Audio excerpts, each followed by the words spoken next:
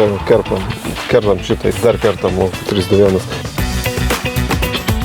Tai Danai, sakyk, kaip ar nekeista tau šiuose mažuose laukeliuose stovėti po 100 hektarų atėjus iš gamybos, iš ūkio? Kaip čia jausmas ir kaip vaizdas? Nekeista, kadangi visi suprantam, kad visos sėkmės istorijos prasideda nuo mažų laukelių, nuo mažų dalykų, tai ne išimtis ir čia. Matome puikią rapsų veislių kolekciją. Atvykome įvertinti, kaip peržiema augalai. Ką galėtum pasakyti, kaip ekspertas, įvertink, prašau. Šitoj veislių kolekcijoje turime pasėję pačias stipriausias savo veislės, tai yra Triathlon, Texas, Manhattan ir Janoš. Kėdainių rajone neišimtis kaip ir visoje Lietuvoje. Rapsai žiemojo mano akimis puikiai, tai yra pozityvu. Augalai vystėsi labai sparčiai rudenį. Ant žemės matome daug nuvytusių lapų ir tai rodo, kad rudenį buvo pakankamai aktyvi vegetacija. Taip atsitinka su labai greitai besivystančiais hibridais rudenį. Labai svarbu suprasti naujos generacijos hibridus, jų sėjos datą, ypatingai dabar atsižvelgiant į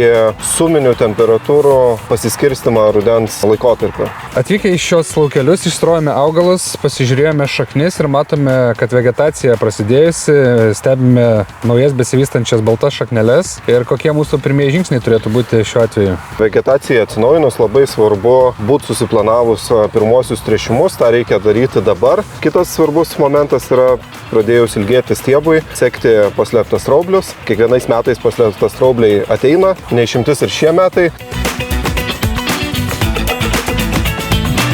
Prieš pradedant žieminių kviečių apžvalgą noriu pasakyti, kad Lietuvoje vasarinių javų sėja taip pat prasidėjo, todėl ir mes nieko nelaukdami startuosime su vasarinių miežių ir pupų sėja. Vėliau pasėsime ir kukurūzus, kad turėtume pilną veislių kolekciją šioje platformoje. Žieminiai kviečiai atnaujina savo vegetaciją, tai pirmieji darbai yra tas pats tręšimas azotu, tai yra labai svarbu. Pastebėjome, kad žiemojimas buvo geras, perėjome visus laukelius, visas veislės. Nušalimų didelių nėra, yra šiek tiek vienas kitas lapelis galbūt pažeistas, bet kadangi turėjome iki -16 šalčius be sniego, bet iš esmės laukeliai atrodo labai gerai. Labai smagu matyti, kad žieminių hibridinių kviečių veislė esu hibiskus žiemoja puikiai, kaip ir visos linijinės veislės, tai labai laukiame tolimesnių vystymosi etapų. Visuose laukeliuose stebim visai neblogą krūmymąsi iš rudens.